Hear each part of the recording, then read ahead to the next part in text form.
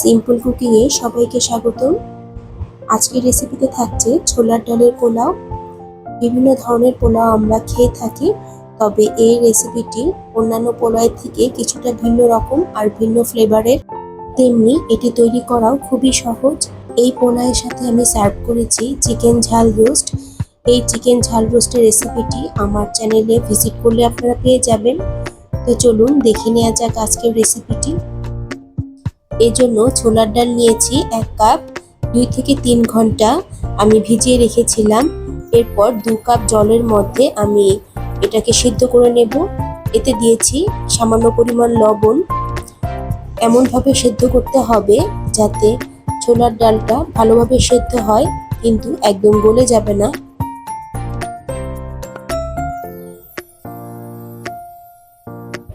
এই অবস্থাতে আমরা একটি স্ট্রেনারের সাহায্যে ডালগুলোকে উঠিয়ে নিব।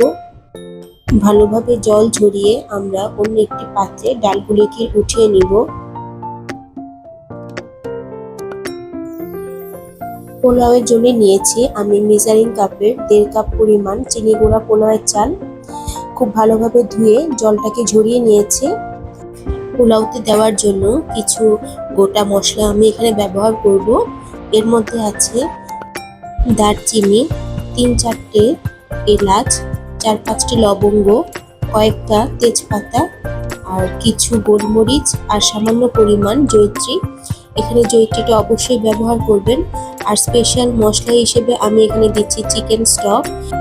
এটা আপনারা যে কোনো সুপার শপে পেয়ে যাবেন। এর ভেতরে 2টো স্টক থাকে। এখান থেকে আমি অর্ধেকটা পরিমাণ দেব, যেহেতু আমার পোলাওয়ের পরিমাণটা কিছুটা কম। চিকেন স্টক ব্যবহার করলে পোলাওয়ের টেস্টটা খুবই ভালো হয়। এই একটা গোটা স্টক আপনারা 1 কেজি পোলাওয়ের জন্য ব্যবহার করতে পারেন।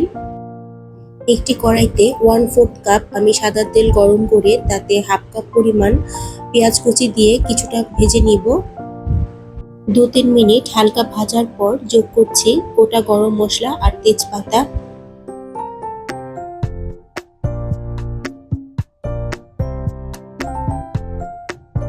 চুলোর আঁচ মিডিয়ামে রেখে একটু সময় নিয়ে আমি পেঁয়াজটাকে ভেজে নেব। পেঁয়াজটা সোনালি হওয়া পর্যন্ত ভাজবো। এখন এতে দিব ধুয়ে রাখা পোলাওয়ের চালগুলো। পোলাওয়ের চালগুলো দেওয়ার পর পেঁয়াজের সাথে খুব ভালোভাবে ভেজে নিতে হবে।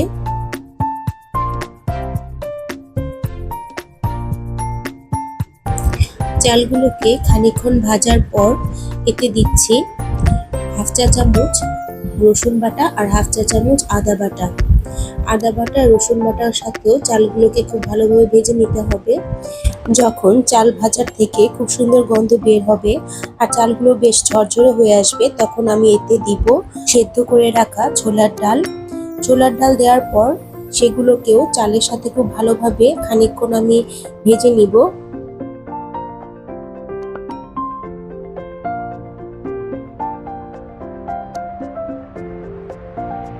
সবকিছু খুব ভালোভাবে ভাজা হয়ে এলে এতে আমি দিব 3 কাপ পরিমাণ গরম জল।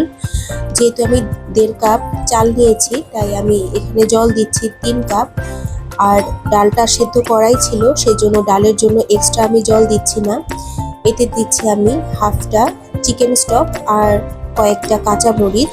সবকিছু খুব ভালোভাবে মিশিয়ে ঢেকে রাখবো জল ফুটে ওঠা পর্যন্ত। জল খুব ভালোভাবে ফুটে উঠলে দিব স্বাদমতো লবণ। যেহেতু চিকেন স্টকে অনেকটা লবণ থাকে, সেজন্য লবণটা একটু এখানে বুঝে দিতে হবে।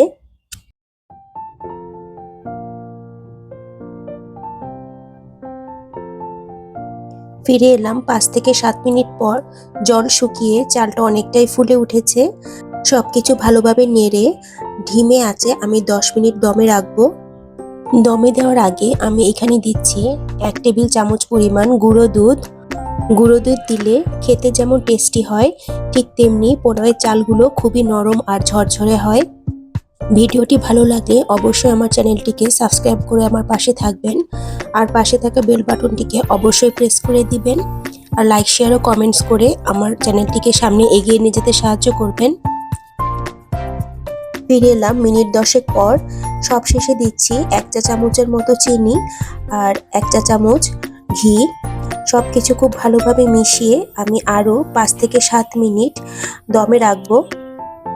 এক্ষেত্রে আপনারা ইচ্ছে করলে এখানে গোলাপ জল বা কেওড়া জলও ইউজ করতে পারেন। তবে ছোলার ডালের যে নিজস্ব একটা গন্ধ থাকে, এটাই এই পোলাওয়ের ফ্লেভারটাকে অনেক বাড়িয়ে দেয়। আরো মিনিট 5 দমে রেখে এরপর পরিবেশন করব। ফিরে এলাম 5 মিনিট পর। হয়ে গেল ভীষণ মজার ছোলার ডালের পোলাও।